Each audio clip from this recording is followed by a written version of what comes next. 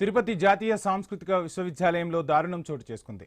రాష్ట్రం కాని రాష్ట్రానికి వచ్చి ఫస్ట్ ఇయర్ చదువుతున్న విద్యార్థిని అసిస్టెంట్ ప్రొఫెసర్ లక్ష్మణ్ కుమార్ మాయమాటలతో లోబర్చుకున్నాడు.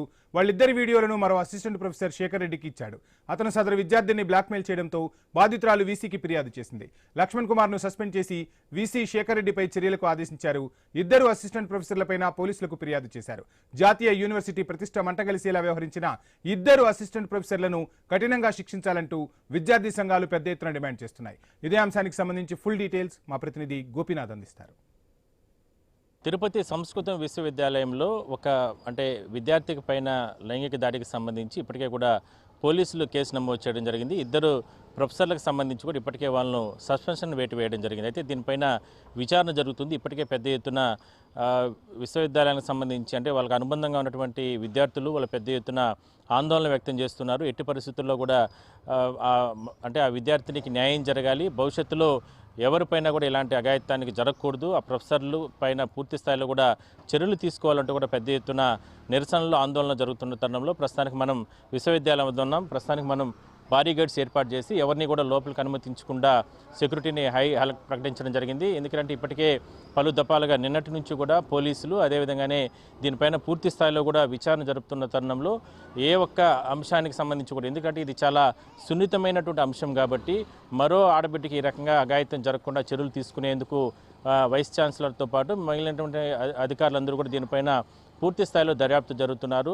ఎందుకంటే ఇందులో ప్రధాన ముద్దాయిలు ఎవరైతే ఉన్నారో ఆరోపణలు ఎదుర్కొంటున్న వ్యక్తులు ప్రొఫెసర్ డాక్టర్ లక్ష్మణ్ కుమార్ అదేవిధంగానే శేఖర్ రెడ్డి, వీళ్ళిద్దరూ లక్ష్మణ్ కుమార్ ఏదైతే ప్రధానంగా విద్యార్థిని మొదటి సంవత్సరం చదువుతున్న విద్యార్థికి సంబంధించి మాయమాటలు చెప్పి ఆమెకి లోబర్చుకున్న తర్వాత ఆ వీడియోస్ అన్నింటిని కూడా తీసి శేఖర్ రెడ్డికి ఇవ్వడం, శేఖర్ రెడ్డి దీన్ని పూర్తి స్థాయిలో కూడా వైరల్ చేసేందుకు ప్రయత్నం చేయడం, మరోసారి ఆమె పైన అఘాయిత్యానికి పాల్పడడానికి ఇబ్బందులు పెట్టిన నేపథ్యంలోనే ఈ విషయాన్ని వెలుగులోకి రావడం, దాని తర్వాత ఉన్నతాధికారులకి అదేవిధంగా వైస్ ఛాన్సలర్ చెప్పిన తర్వాత ఇక్కడి నుంచి కూడా ఆమె స్వరాష్ట్రానికి ఒరిస్సాకి వెళ్ళిపోవడం జరిగింది.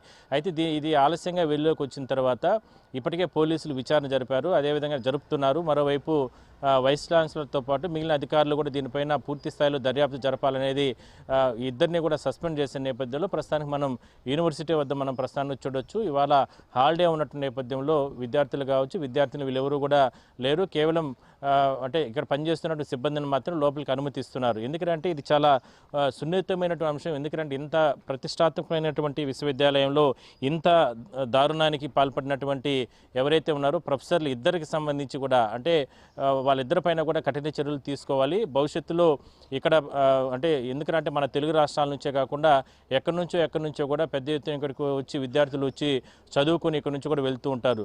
కానీ వాళ్ళ అమాయకత్వాన్ని, వాళ్ళని ఇబ్బందులు పెట్టే రకంగా ఆర్థిక పరంగా కావచ్చు అన్ని రకాలుగాను ప్రలోభాలకు గురి చేసి వాళ్ళని లోబర్చుకోవడం ఇక్కడ ఉన్నటువంటి ప్రొఫెసర్లకు సంబంధించి ఇది కరెక్ట్ కాదనేటువంటి అభిప్రాయాన్ని మాత్రం కొంతమంది విద్యార్థి సంఘాలు నిన్నటి నుంచి కూడా పెద్ద ఎత్తున ఆందోళన వ్యక్తం చేస్తున్న నేపథ్యంలో ఎట్టి పరిస్థితుల్లో కూడా భవిష్యత్తులో ఆ రకంగా జరగకుండా ఉండడానికి ఎన్నో రకాల చర్యలు తీసుకుంటామంటూ కూడా వైస్ ఛాన్సలర్తో పాటు మరికొంతమంది అధికారులు కూడా చెప్తున్నారు. అయితే పోలీసులు కూడా దీనిపైన కేసు నమోదు చేయడం జరిగింది సుమోటోగా. ఎందుకంటే ఆమె ఒరిస్సా రాష్ట్రానికి సంబంధించిన విద్యార్థిని కాబట్టి వాళ్ళకు కూడా కబురు పెట్టారు. వాళ్ళు కూడా ఇవాళ రేపట్లో మరో 2 రోజుల్లో కూడా ఇక్కడికి వచ్చే అవకాశం అయితే ఉంది. ఇది చాలా సెన్సిటివ్ ఇష్యూ కాబట్టి ఎక్కడో కూడా దీన్ని ఇంటర్నల్గానే దీన్ని విచారణ జరుపుతున్నారు. భవిష్యత్తులో ఇలాంటిది మరోసారి జరగకుండా ఉండడానికి అన్ని రకాల చర్యలు తీసుకుంటామంటూ కూడా యూనివర్సిటీకి సంబంధించిన అధికారులు చెప్తున్నప్పటికీ కూడా విద్యార్థి సంఘాలు చెప్తున్నది ఒకటే, ఎట్టి పరిస్థితుల్లో ఇప్పుడు అఘాయిత్యానికి పాల్పడిన వ్యక్తుల్ని ఎట్టి పరిస్థితుల్లో కూడా ఉద్యోగాల నుంచి కూడా బయటకు తీసివేయాలనేటువంటి డిమాండ్ మాత్రం పెద్ద ఎత్తున వ్యక్తం చేస్తున్నారు. సో మొత్తం మీద చూద్దాం ఏం జరుగుతుంది. ఈ విచారణకు సంబంధించి మాత్రం పోలీసులు మాత్రం ఇప్పటికే కూడా కేసులు నమోదు చేయడం జరిగింది. వీడియో జర్నలిస్ట్ రాజేష్తో కలిసి ఐ న్యూస్ గోపీనాథ్, తిరుపతి నుంచి.